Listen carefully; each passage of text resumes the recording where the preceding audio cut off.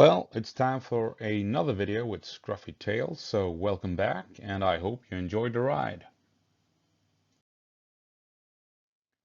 In this video, we will explore a bit the ongoing counteroffensive in Ukraine and see if we might figure out what Ukraine is trying to achieve and what Russia is doing to stop it. Bear in mind, as I'm writing this script and later recording, as I'm doing now, and eventually uploading, things might change on the battlefield, making this video pointless. But let's assume it still holds some merit. Let's do this.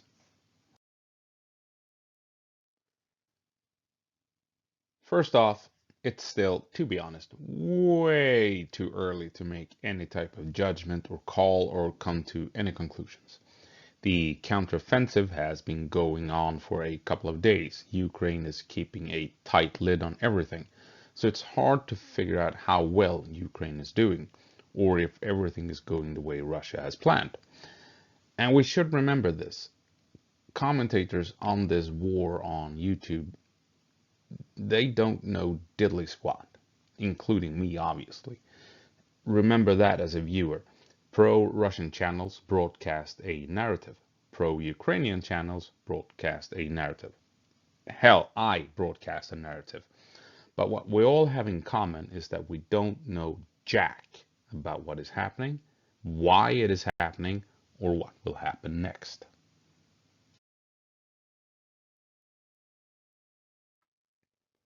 Imagine that this is a game of chess. Both sides have some heavy hitters and plenty of expendable assets. What we are seeing now is essentially that both sides have moved a few pawns each. We don't really know what their game plan is or how this game will play out. We don't know what move will be a game changer or if a game plan will change to exploit a mistake. What we do know is that the pawns are moving and setting up the board slowly to allow the more elite units to get stuck in there.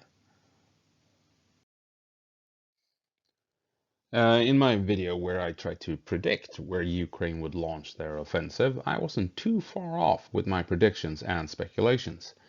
I speculated that Ukraine might attack Bakhmut, which appears to be happening. I thought they would go south in force, but it turns out Ukraine would do it slightly more eastward than I thought was advisable. But hey, I don't have access to Ukrainian intel, so it's hard to argue their decision. I thought Ukraine might try and cross the Dnieper, and so did Russia, and that's why they blew up the dam that flooded the Dnieper downstream around Kherson. I was almost correct in predicting where Ukraine would attack, and I think I know why they chose to attack where they did, even though Russia has so many troops in that region, with more nearby.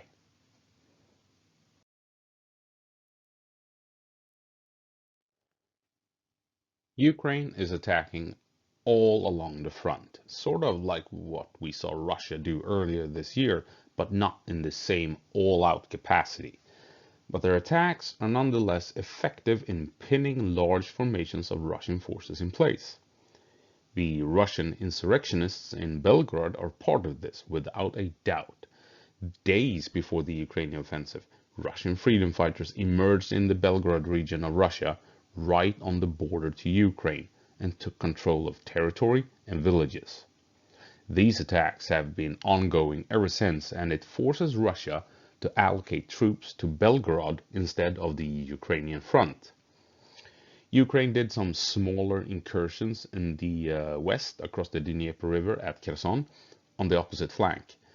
These incursions obviously made Russia suspect that Ukraine was scouting landing sites for an amphibious assault, which resulted in Russia blowing up the dam that consequently flooded the entire region.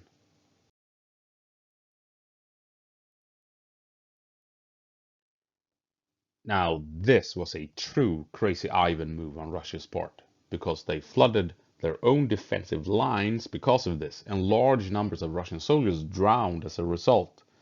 Further evidence that a Russian soldier's worst enemy is not his Ukrainian counterpart, but Russian generals.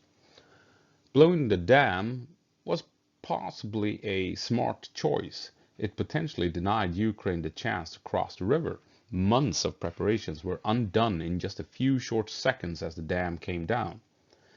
While Ukraine most likely will have to relocate any offensive units in Kherson elsewhere, so can now Russia relocate forces from Kherson to reinforce the front further east. We are seeing several Ukrainian pushes at various places all along the front. The Zaporizhia section of the front, for instance. Ukraine is attacking the area where Russia is the most fortified, north of Tokmak. If this is an actual attempt at a breach, it is essentially suicide. More likely, Ukraine is pinning Russian troops in place, forcing them to remain where they are, unable to reinforce other locations along the line. It also forces Russia to allocate ammunition, manpower, food, water, and medical supplies away from the real fight.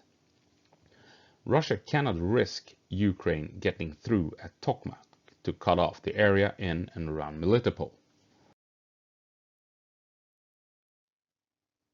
There is only a narrow stretch of land north of Melitopol that connects Russian forces in the west with those in the east. If Ukraine can move in here, they can more or less isolate large formations of Russian troops and then begin to grind them down and push them back to Crimea. As you can imagine, Russia will not allow this to happen, so Russia must commit this fight to hold at Tokmak. The same can be said about Bakhmut. Bakhmut has become a political objective, a morale boost, a propaganda victory.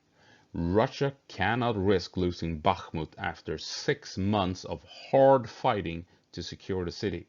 So, with Ukraine moving in the area, Russia has no choice but to forcefully reinforce and resupply the troops holding Bakhmut.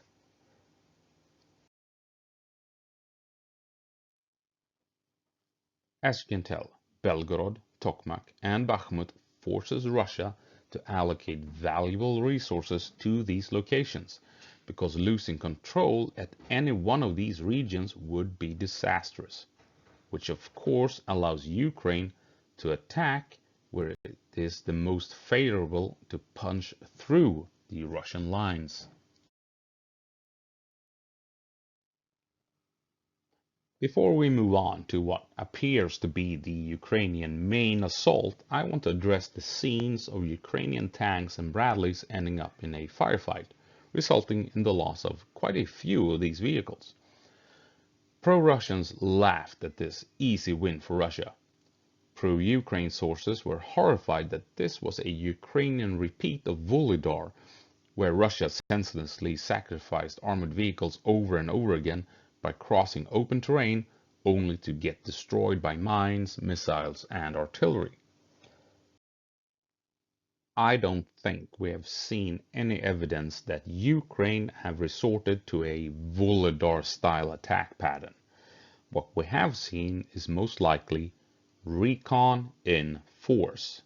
In other words, a powerful unit, could be Bradleys, could be Strykers, even Humvees, roll towards the enemy-held territory to find out exactly when and where they run into contact with the enemy, what type of weapons they use, and what vehicles are moving around in the area.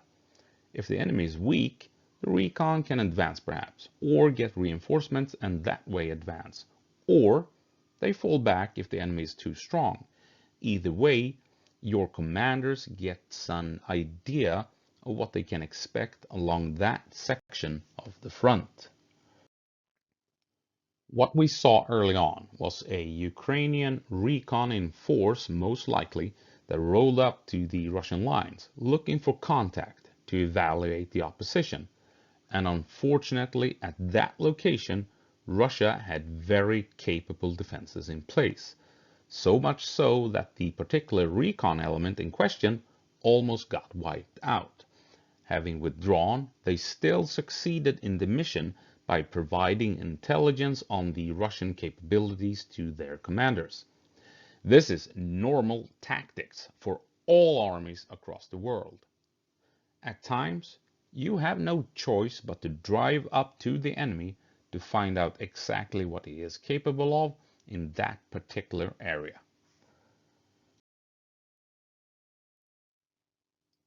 Moving on to what appears at least to be the Ukrainian main assault along the front. Ukraine has advanced several kilometers in a couple of days, secured a wide section of the front line, and pushed the Russians back. And I can guarantee you that it began with a couple of recon elements going in force to seek combat in order to find out what the Russians were capable of in that area. But since Ukraine is doing pretty alright over there at the moment, you don't see Russia making fun of those recon elements, do you? So that's how combat recon works, essentially. So here we have the Ukrainian main assault, not far from Volodar. And as it happens, in my previous video where I made a bunch of predictions on where and how and why Ukraine would attack Russia, I actually brought up that Ukraine would probably not attack through this very area. Goes to show just how little I know about anything, right? But here we are, with Ukraine committed to a full-on assault by the looks of it, straight through an area I wrote off since Russia appeared to have too many troops gathered here, and also with plenty of reinforcements nearby, and good supply lines at that, leading from the Donbass and coming in from Russia.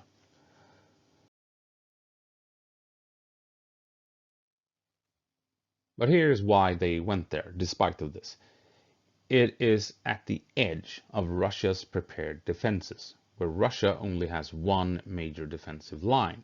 To the west, Russia has 2 or 3 prepared lines of defense, and it appears as if Ukraine is trying to redo what Germany did in World War II when they entered into Belgium. Go around the defensive line, lure the defenders to counterattack, and then exploit this situation to seek combat and force a retreat, possibly a rout. We'll see what happens. At the time of writing this, 1645 on the 12th of June, it seems a bit plausible. I'm going to stick my chin out here and predict that Ukraine is trying to achieve something along those lines. They don't want Russia to avoid all-out combat. Ukraine wants to trap them and decimate the Russian forces so that they can no longer be combat effective in the long run.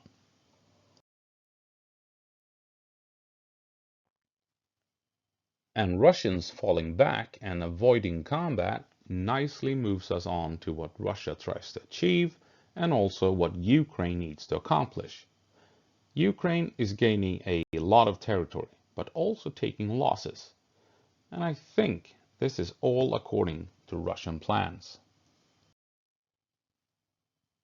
The fighting is some distance from the main Russian defenses. This means that as Ukraine now commits, they have to engage in skirmishes and endure ambushes as they advance. This gives Russian commanders time to relocate reinforcements, such as tanks, and time to align artillery with where they expect Ukraine to advance and attack. So Russia is deliberately giving up territory as a way to scout the Ukrainian advance and also as a way to soften the Ukrainians before the main fight by setting up hit-and-run ambushes all along the way. So, Russia probably waits by minefield. Ukraine hits a mine. Russia fires some RPGs and 1 or 2 ATGMs, and then they haul ass to avoid Ukrainian indirect fire and autocannons. Ukraine advances and secures the previous Russian positions. And this little dance is repeated over and over. Eventually, Ukraine reaches the main Russian lines, having already hit several mines, endured multiple ambushes, and now they face artillery, tanks, ATGMs, and entrenched infantry. For every Russian soldier, Ukraine will need 10 of their own to stand a chance to break through. For every Russian company, Ukraine needs 10 companies. If Russia rolls up 10 tanks, Ukraine needs to roll up with 100. The fight to punch through the proper defensive lines will be hell on earth. But only if it goes as Russia envisions it. If Russia remains in control of its forces, coordinating tactical withdrawals with proper support, getting troops and equipment and supplies out of the danger zone efficiently time and time again, then Russia will most likely grind Ukraine down until Ukraine has nothing left to mount an assault with, if Russia remains in control, which of course is what Ukraine will try and make sure does not happen. Ukraine will try and overrun the Russian positions early on, if possible, making the tactical withdrawals less coordinated, forcing Russia to leave equipment, ammunition, and supplies behind. Maintaining momentum, Ukraine could then create pressure on the next line of defense before it is properly set up, maybe forcing Russians to withdraw yet again, while others have only partially set up their new defenses. And as the withdrawal becomes more and more uncontrolled, Ukraine increases the pressure. And it is now that the tactical withdrawal stands a good chance of becoming a full retreat. This situation is a bit tricky because Russia could still get control of the situation through some stiff resistance at an important location, or simply by a commanding officer making the correct, crucial decision at the right time. But what is important at this stage is the fact that if the defenders lose command and control over the tactical withdrawal and then loses control over the retreat stands a good chance of escalating into a full rout. A cascade effect that begins with a few troops fleeing, that grows into a company falling back at the next line of defense, that escalates to a battalion retreating at the next defensive position. And if that happens, Ukraine can push through the Russian lines with relative ease. So what are we seeing at the moment? Ukraine is gaining ground but still losing troops. I read that Ukraine has lost some 5 to 10% of the vanguard, which might indicate that Russia is indeed in control of the withdrawal at this point. Ukraine is gaining ground but losing the battle, in other words. I don't know. What do you guys think? It really is way too early to make any sense of all of this. But I am a bit surprised that Ukraine has gained the territory they now control after only a couple of days. Has Russia already lost command and control? Or is Russia in complete control? Let's hope the cascade effect has already begun to manifest. We'll see. I'm writing this at 17:15, the 12th of June, so changes might happen on the battlefield before I get this posted to YouTube.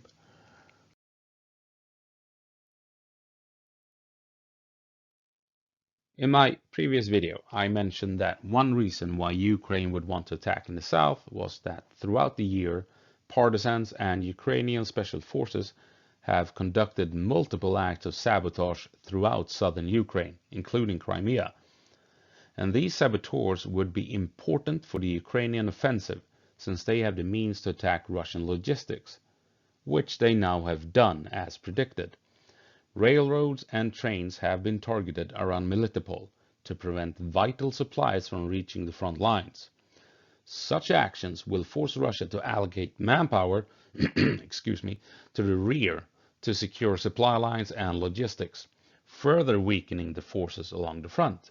And, depending on how you choose to view it, it gives the partisans and operators an opportunity to, with guerrilla warfare, harass and combat Russian guard and security units, dealing even further damage to Russian occupation forces.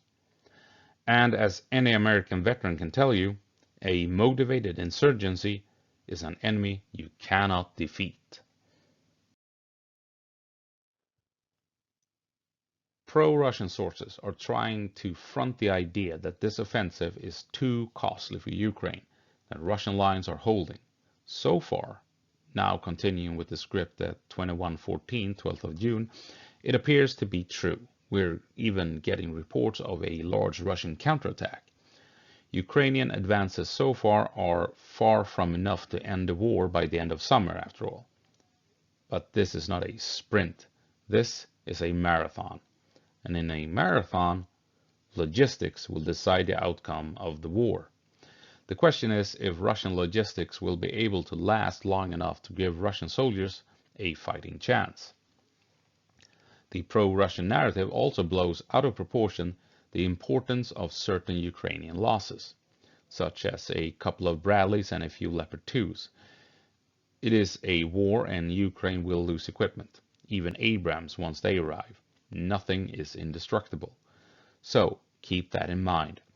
Russia also likes to share images of the same destroyed Ukrainian vehicles, but from different angles, to make it seem as more Ukrainian vehicles have been destroyed than in reality. And Russia also manipulates images to make it seem as if Ukraine is failing on the battlefield. For instance, the video of the destroyed mine-clearing vehicles. I am of the opinion that it is a fake video, due to a couple of reasons. The Leopard 2 tanks in the background, when zoomed in, appear painted. Not blurry or pixelated, but painted. The tracks left by the various vehicles follows terrain completely at random, even when right next to each other. Tracks left by a single vehicle appear much more muddy and deep than tracks left by several vehicles in a column. Plus, it is so easy to manipulate such images these days that with all of these factors put together, I am almost completely certain that the video is fake. So be wary and be critical of anything depicting the Russian efforts in a positive light.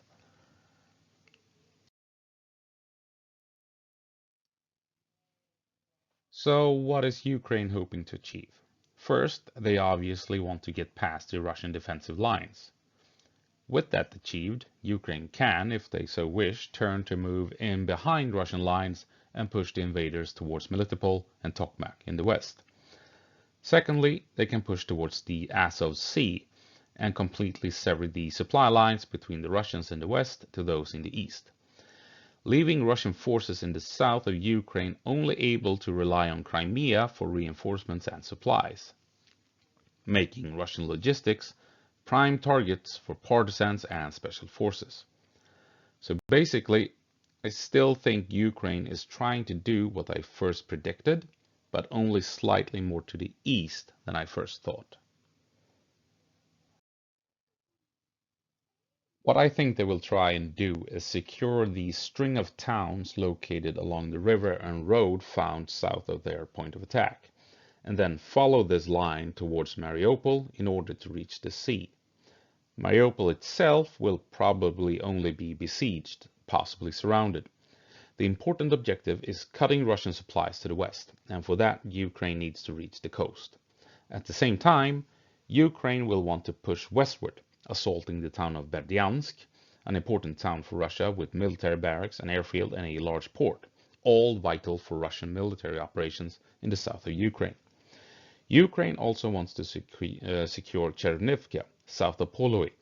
The town of Chernivka is a railroad hub, important for logistics, both for Ukraine and Russia. But in order for Ukraine to be able to make use of this railroad, they also need the town of Poloi. So, I think Ukraine will try and achieve something like this. Reach the sea, not get entangled in Mariupol, push west and secure key towns, and then prepare to gain more ground and isolate the fortified town of Tokmak and isolate the city of Melitopol.